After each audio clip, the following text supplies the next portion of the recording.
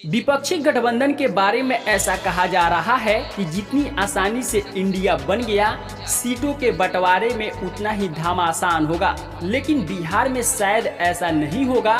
इसकी बुनियादी वजह विपक्षी गठबंधन के घटक दलों से बेहतर तालमेल है। नीतीश कुमार ने विपक्ष को एकजुट करने के कठिन कार्य की शुरुआत की तो लालू यादव ने कांग्रेस के शीर्ष नेतृत्व से बेहतर तालमेल बनाकर कम से कम बिहार में सीट शेयरिंग के लफड़े की आशंका दूर कर ली है। बंगाल, यूपी और महाराष्ट्र में विपक्षी दल जरूर सीट बंटवारे का पेच सुलझाने में उलझेंगे, लेकिन बिहार में आरजेडी और जेडीयू जमीनी स्तर पर मजबूत हैं और इनमें विवाद की गुंजाइश अब नहीं दिखती। मुंबई में विपक्षी दलों की तीसरी बैठक के पहले ही बिहार में विपक्ष के बीच सीटों के बंटवारे का प्रारंभिक खाका तैयार हो चुका है। यानी एनडीए उम्मीदवारों के खिलाफ विपक्षी गठबंधन एक ही उम्मीदवार देगा। लालू यादव ने इसके बारे में दिल्ली में राहुल गांधी को जानकारी दे दी है। मीडिया रिपोर्ट्स के मुताबिक बिहार में लालू की वजह से राहुल गांधी निश्चिंत हैं। वैसे कांग्रेस को जितनी सीटें देने की बिहार में योजना बनी है, उससे 2 अधिक सीटें कांग्रेस चाह रही थी, लेकिन इससे लालू की पार्टी आरजेडी को ही नुकसान उठाना पड़ता। कांग्रेस नहीं चाहती कि मजबूत जनाधार वाले आरजेडी को कोई नुकसान हो।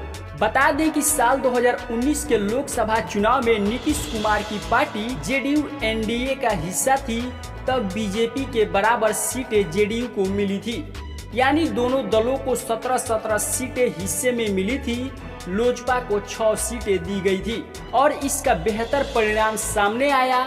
बीजेपी ने अपने कोटे की सभी 17 सीटों पर जीत दर्ज की, जबकि जेडीयू को 16 सीटों पर कामयाबी मिली थी। वहीं चिराग पासवान के नेतृत्व वाले अविभाजित लोजपा ने भी अपने कोटे की सभी 6 सीटें निकाल ली थी। यानी बिहार की कुल 40 लोकसभा सीटों में 39 एनडीए के खाते में गई थी। हालांकि पटना में 23 जून को विपक्षी गठबंधन की बैठक के बाद जुलाई में लगातार नीतीश कुमार ने लालू यादव से मुलाकातें की।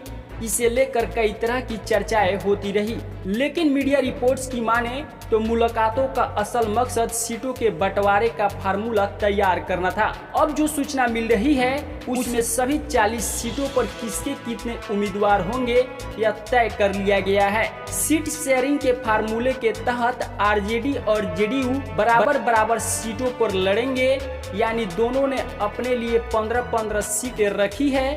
कांग्रेस को 8 सीटें देने पर सहमति बनी है। वहीं 2 सीटें वाम दलों को दी जाएगी, जिसमें माले और सीपीआई हैं। बता दें कि सीपीआई ने 2019 में बेगूसराय से जेएनयू के पूर्व अध्यक्ष कन्हैया कुमार को खड़ा किया था, लेकिन वे तीसरे नंबर पर हैं। हालांकि माले को 1 सीट मिलना तय है, जहां उसका उम्मीदवार पिछली बार दूसरे नंबर पर था।